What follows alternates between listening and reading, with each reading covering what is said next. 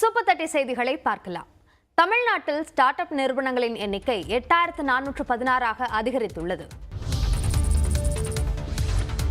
இந்தியாவிலேயே புத்தொழில்கள் வளர்ச்சியில் தமிழ்நாடு முதலிடம் பிடித்திருப்பதாக மத்திய அரசு தரவுகள் தெரிவிக்கின்றன.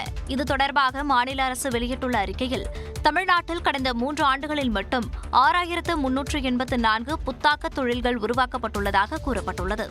கடந்த 2021இல் ஸ்டார்ட் அப் நிறுவனங்களின் எண்ணிக்கை 2032ஆக இருந்ததாகவும், இந்த ஆண்டு மே மாதம் வரை பதிவு செய்யப்பட்டுள்ள ஸ்டார்ட் அப் நிறுவனங்களின் எண்ணிக்கை 8416ஆக உயர்ந்திருப்பதாக மாநில அரசு குறிப்பிட்டுள்ளது.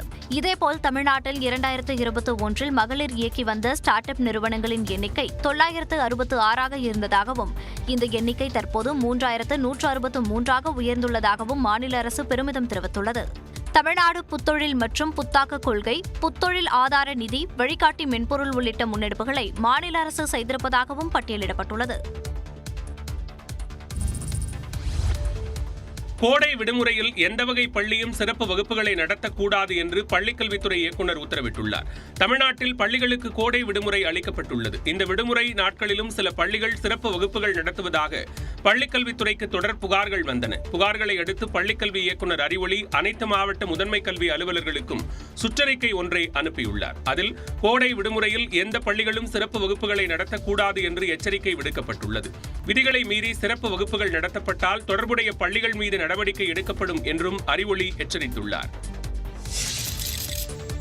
சேலம் மாவட்டம் ஏற்காடு மலைப்பாதையில் பேருந்து கவிழ்ந்த விபத்தில் காயமடைந்தவர்களை அதிமுக பொதுச் செயலாளரும் எதிர்க்கட்சித் தலைவருமான எடப்பாடி பழனிசாமி நேரில் சந்தித்து ஆறுதல் கூறினார். கடந்த மாதம் 30ஆம் தேதி ஏற்காட்டிலிருந்து 60க்கும் மேற்பட்ட சுற்றுலா பயணிகளுடன் சேலம் நோக்கி வந்த தனியார் பேருந்து ஒன்று ஏற்காடு மலைப்பாதையில் கவிழ்ந்து விபத்திற்குள்ளானது. இந்த விபத்தில் பேருந்தில் பயணித்த 5 பேர் உயிரிழந்த நிலையில் 60க்கும் மேற்பட்டோர் காயமடைந்தனர். இவர்களில் 9 பேர் சேலம் அரசு மருத்துவமனையிலும் மேலும் 9 பேர் தனியார் மருத்துவமனையிலும் சிகிச்சை பெற்று வருகின்றனர். இந்நிலையில் விபத்தில் படுகாயமடைந்து சேலம் அரசு மருத்துவமனையில் சிகிச்சை பெற்று வருபவர்களை எடப்பாடி பழனிசாமி நேரில் சந்தித்து ஆறுதல் கூறினார். இப்படிப்பட்ட நிலைமையில் தான் அரசு பேருந்து இன்றைக்கு இயங்கிட்டு இருக்கிறது. இது வருத்தப்படுகிறது. விடியா திமுக அரசு இன்றைக்கு மக்களிடத்தில் ஒரு பொய்யான செய்தி சொல்லி வர்றாங்க. புதிய பேருந்து வாங்குறவாங்கன்னு இது வரைக்கும் வாங்கவே இல்லை. அனைத்து இந்திய அண்ணா திராவிட முன்னேற்ற கழக ஆட்சி 10 ஆண்டு காலம் 2011 2020 வரைக்கும் கிட்டத்தட்ட 14,500 பேருந்துகள் புதிய நாங்கள் வாங்கியிருக்கோம். அப்போது விபத்தில் உயிரிழந்தவர்களுக்கு 10 லட்சம் ரூபாயும், படுகாயமடைந்தவர்களுக்கு 2 லட்சம் ரூபாயும், சிறு காயமடைந்தவர்களுக்கு 50,000 ரூபாயும் நிவாரணமாக வழங்க வேண்டும் என்று அவர் தமிழ்நாடு அரசை வலியுறுத்தியுள்ளார்.